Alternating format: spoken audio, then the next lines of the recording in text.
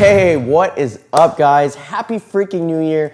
Happy 2024. I say happy because if you didn't know, from like 2022 to 2023, these last few years, they were not happy if you were in the real estate space. The reason for that is because of super high interest rates that were like peaking at about 8% at one point. And because of that, it made it super expensive and super unaffordable to buy real estate. But guess what? The Federal Reserve just recently announced that in the year of 2024, there are gonna be at least 3 interest rate cuts. Because of that, all of my friends and clients who have been waiting on the sidelines for the last 2 years, waiting for interest rates to drop, have all of a sudden come out of the woods and they're all calling me, and I'm getting together with them to help plan and strategize to buy real estate in 2024.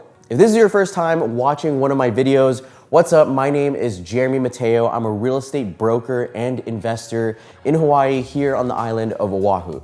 And I've helped numerous clients, including myself, buy and sell real estate here in Hawaii. So in this video, I'm gonna tell you how to buy real estate in 2024. I'm gonna go into great detail about the entire ordeal, which basically consists of 3 phases. They are the preparation phase, the house hunting phase, and the escrow phase.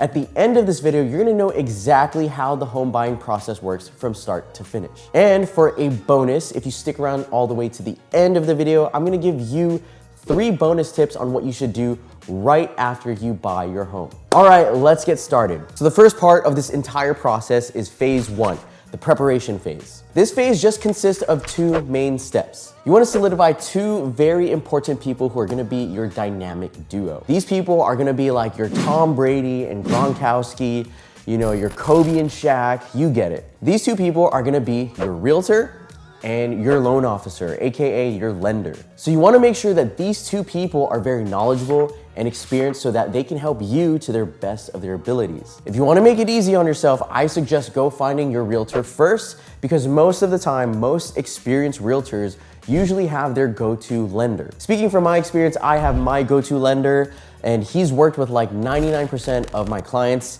It's not like favoritism or anything. He doesn't give me any money or kickback. It's only because this guy kills it. He gets the job done. He is always on time, very communicative, and he just gets the job done efficiently. It makes my job easier, and it makes the client's experience so much more fun. When you meet with your realtor, what they're gonna do is gonna sit down with you and they're gonna ask you a few questions, and basically they're gonna figure out what exactly you want in a home. And even more so, they're gonna help you understand the difference between your wants and your needs. Understanding that is very important, because sometimes you don't need something, you just want it. Like, for example, maybe you want a 5-bedroom house on a 10,000 square foot lot with a 10-car garage and a giant pool, but you don't need that, nor maybe you can afford that. But if you can't afford it, then awesome, be my guest, go for it. But anyway, once the realtor sits down with you, they're gonna figure out all the areas that you want,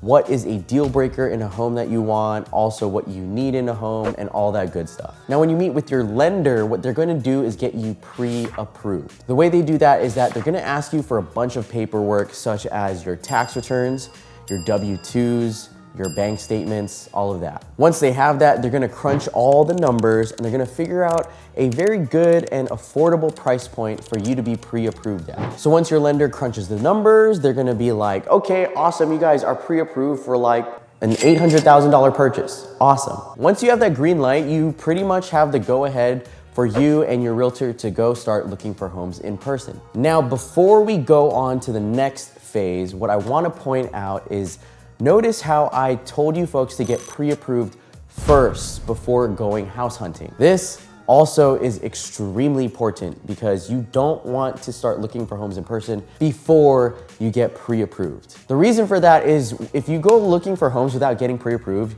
you're basically searching blind, and you could waste a lot of people's time. Like, for example, story time, guys. I've once had a stubborn client who insisted that, no, you know what, I'll get pre-approved first. Let's look for homes now. And this was early in my career. And I was like, yeah, sure, man. Like, you know what, you're the man. I'll listen to you. You know, you're the captain now, bro. Let's do it. After looking through like, I don't know, 10 to 20 homes, we finally find a home that he likes. So when that came, we decided to submit an offer, and this home was like $700,000. So once that happened, I called the seller's agent and I was like, hey dude, we're ready to put an offer. Seller's agent was like, awesome, we're excited. We're gonna tell the seller, we'll wait for your offer. So at that point, then we start the pre-approval process. You start sending in his documents to the lender, and guess what? Turns out that he only made enough income to buy a $500,000 home, and he wasn't qualified to purchase this $700,000 home. So now the client feels stupid. I feel stupid for telling the seller's agent that we're gonna put an offer. Now the seller's agent feels stupid for telling the seller that an offer is coming, and we just wasted a bunch of freaking time. So if you don't wanna feel stupid, if you wanna save a lot of time, get pre-approved first. End rant. Also, if you like this video so far, please don't forget to press the like button and subscribe to my channel. That would mean so much to me. Thank you very much. So all right, you already got your realtor. You've talked to them and they figure out everything you want and need in a home. You've talked to your lender. They've got you pre-approved for a really good, comfortable price point.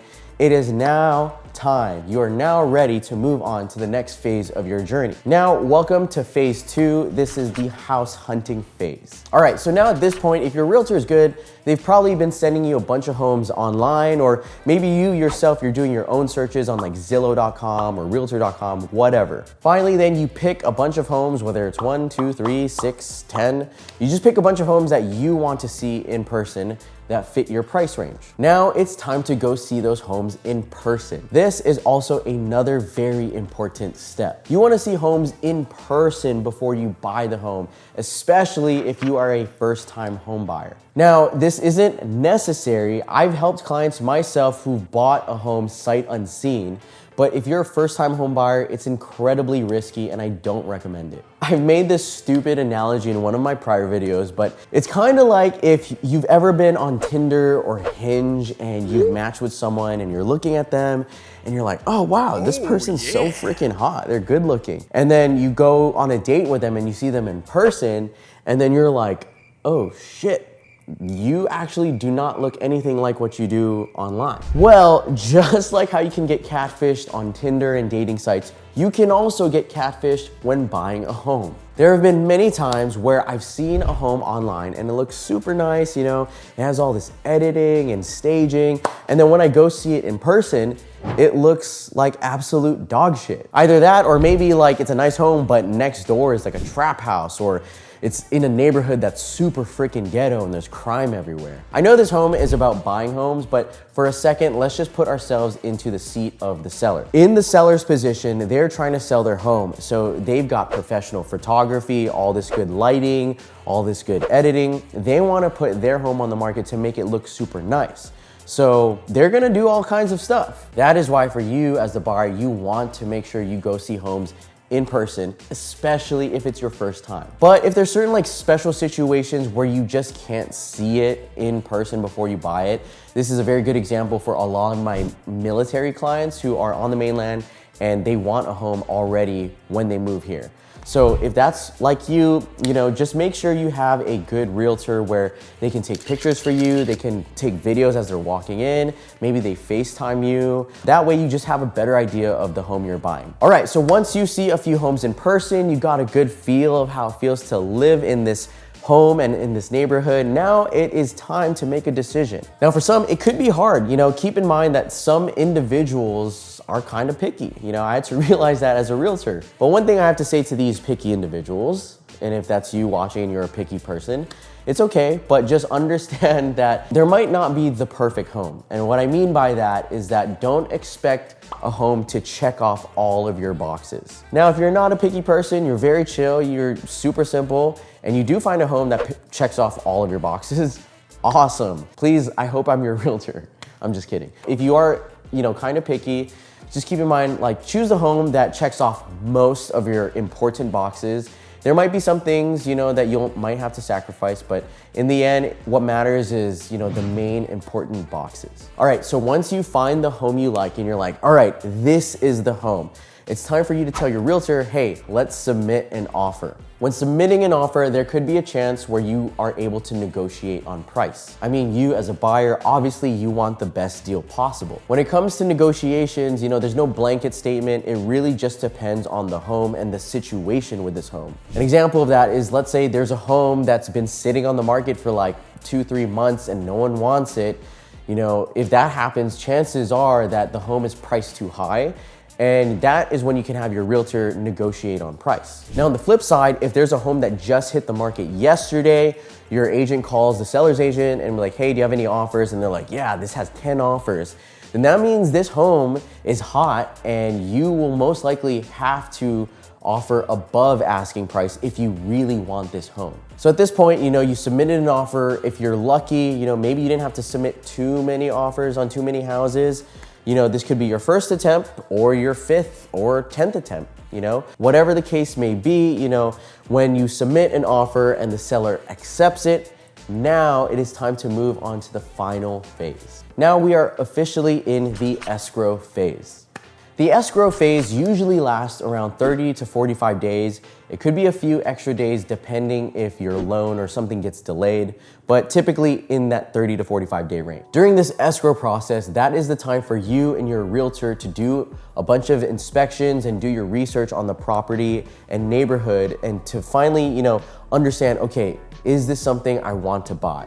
What you're doing is basically called due diligence. In this phase, the first step you do is you submit your EMD or your earnest money deposit into the escrow company. The escrow company is basically a third-party facilitator in this transaction between the buyer and seller. Their responsibility is making sure that all of the paperwork and the transfer of title is done the correct way. After you submit your deposit into escrow, the next step is to hire a home inspector. The home inspector is gonna come to the home and they're gonna search all and look through everything inside and out. They're gonna inspect the roof if it's a single family home. They're also gonna look at the electrical to see if it's outdated or if it's been wired or done incorrectly or not. They're gonna look through the plumbing and basically search for any safety hazard. The reason why you wanna do this home inspection is that you really wanna know exactly, again, what you are buying. If you're buying your first home, this is probably the most expensive and biggest investment of your life up to this point. The absolute worst thing you can do is buy a home without doing any inspections. And then finally, the day you close comes and you spend all this money to buy this home. And guess what? Everything in the home is not working, it's broken. The electrical is outdated, it could start a fire, the plumbing is busted up, there's shit everywhere, and the home's falling apart. That would be an absolute nightmare. It's during this time that after the home inspection is performed, if there's some small things that are wrong with the property but you still want it, you can actually use your findings in the home inspection to renegotiate with the seller. You get the home inspection report and you could go to the seller and be like, hey, Mr. Seller, Miss Seller, whatever, I still want to buy this home. However, I found all of these things wrong, which, they're kind of dangerous and they're kind of a safety hazard. Can we do something about this? At this point, 3 things could either happen. 1 is you can ask the seller to lower on price, or 2, you can ask for credit at closing from the seller. That way the credit can cover all of these, little repairs that need to be done. Or 3, if there's so much serious things that are wrong with the house and you're trying to ask for a credit or, a way lower price or $50K lower in price and the seller doesn't want to agree to that, then if it comes to that point, you can just actually cancel and back out of the transaction and you get your earnest money deposit back. Which is good because that protects you as the buyer, so you can back out and be like, okay, yep, that's bad, it has foundation problems, I don't want it. Awesome. But let's say, everything's good with the home, nothing's wrong with it, or you were able to come to an agreement with the seller, then awesome. Now you move forward with the transaction. At this point, you're pretty much in the clear. You probably have a few more contingencies with the home, like a termite inspection, or maybe you read about the HOA house rules, But pretty much after that, it's smooth sailing. And after your loan is processed throughout the 30 to 45 days, then you officially will close on the home, and awesome, congratulations, you are now officially a homeowner. And yeah, that's pretty much the entire home buying process from start to finish. As you can see, it's not that crazy. It's not as complicated as you think, you know. It's actually pretty simple and straightforward, but it can happen really, really fast. Like, if you think about it, 30 to 45 days is really fast. Now, as promised, in the beginning of the video, I said, if you stuck around this far, I'll give you 3 bonus tips on what you should do after you buy your home. So here we are. So, bonus tip number 1 is that you should buy a home warranty. What a home warranty is that it's basically kind of like insurance, but it's more for like the appliances of your home. This could be like your fridge, you know, your sink, your oven, maybe even your AC. With most home warranty companies, if something's broken with your home, they'll probably come out and fix it. And if they just can't fix it, then most likely they'll probably just replace the entire unit. Like if they can't fix your fridge, they'll replace your fridge. Same thing with your oven, sometimes even your AC, you know? It's pretty cool. Okay, bonus tip number 2 is that after you buy your home, you want to file your home owner exemption. I don't know if this is done in other states, but I know it's done for sure in Hawaii. What that basically is you go online, you press a couple buttons and you say, hey, I now own this home and I live in it. And after that, you have filed your home exemption. And what that basically does, it saves you some money on property taxes. It's very small and minor, but it does add up. And now finally, the third and my favorite bonus tip, after you buy your home, after you settled in and moved in all of your furniture and everything's good, what you wanna do is throw a housewarming party. Duh. You wanna invite all of your friends, you know, your families, maybe your coworkers, and just have a big party, you know, and then you can flex on everyone and be like, hey, look at me, I'm a homeowner, you know, I bought this, I'm a big boy now, you know? And guess what? If you got good friends, you got good family, chances are they're probably gonna get you a really nice housewarming gift. So that's pretty cool too. But anyway, there you have it, guys. That is the entire house buying process from start to finish. I hope you guys enjoyed this video. If you stuck around this far, thank you so much. Sorry, my voice is kind of weird. I'm kind of sick a little, but hey, this is the first video of 2024. And if you're watching this and you want to buy or sell real estate here in Hawaii, feel free to email me right here at info@jeremymateo.com. Me and my team will help you get started ASAP. But until then, thank you guys for watching. I'll see you next time on the next video.